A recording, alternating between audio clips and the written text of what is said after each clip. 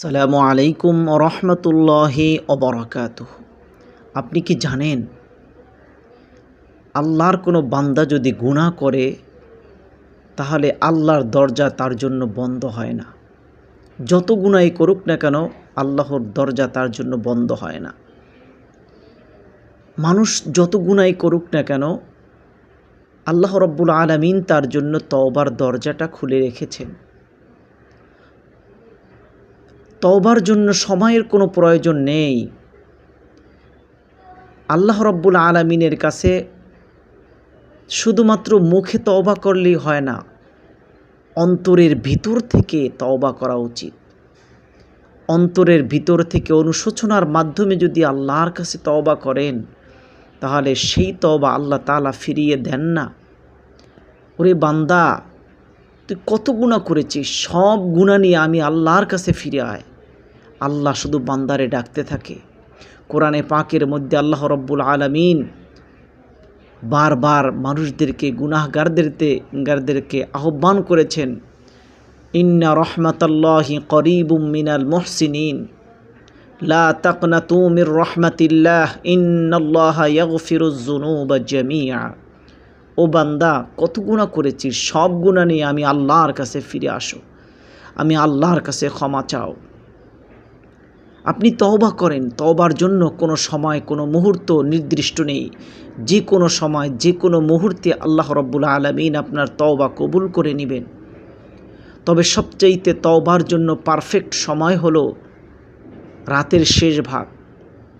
আপনি ঘুম থেকে জাগ্রত হয়ে অজু করে 2 রাকাত নামাজ আদায় করে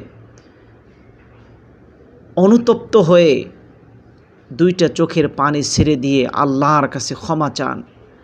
আল্লাহ রাব্বুল আলামিন বলে, বান্দা, দুনিয়ার সব মানুষ ঘুমিয়ে আছে আর এই গভীর রজনীতে তুমি অজু করে 2 রাকাত নামাজ আদায় করেছ। চোখের পানি ছেড়ে দিয়ে আমি আল্লাহর কাছে ক্ষমা চাও।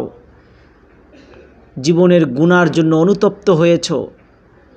তোমার এই চোখের পানি আমার কুদরতি অন্তরে বড় আঘাত দিয়েছে। আমি আল্লাহ তোমার চোখের পানি সহ্য করতে পারি নাই। তোমার জীবনের গুনাহগুলো আমি আল্লাহ মাফ করে দিয়েছি। আল্লাহ হলো বান্দাদের প্রতি অনুগ্রহশীল। আল্লাহ হলো বান্দাদের প্রতি ক্ষমাশীল।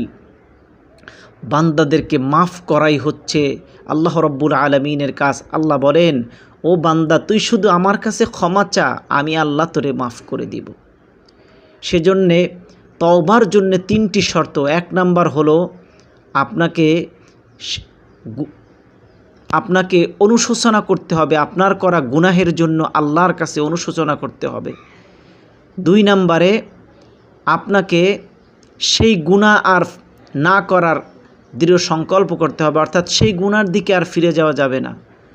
3 নাম্বারে আপনাকে আল্লাহ রাব্বুল আলামিনের কাছে ক্ষমা চাইতে হবে, অনুতপ্ত হয়ে অনুশোচনার মাধ্যমে ক্ষমা চাইতে হবে। তাহলে আল্লাহ রাব্বুল আলামিন আপনার সমস্ত গুনাহ মাফ করে দিবেন, আপনার তওবা কবুল করে নেবেন।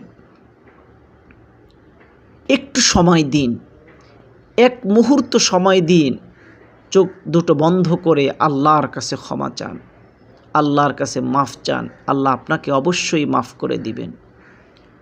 আমাদের ভিডিওটি ভালো লাগলে অবশ্যই লাইক করুন, আর এরকম ভিডিও পাওয়ার জন্য আমাদের চ্যানেলটি সাবস্ক্রাইব করুন, আমাদের পেজে ফলো দিয়ে রাখুন, তাহলেই নতুন নতুন ভিডিও আপনারা পেয়ে যাবেন ইনশাআল্লাহ। আসসালামু আলাইকুম ওয়া রাহমাতুল্লাহি ওয়া বারাকাতুহু।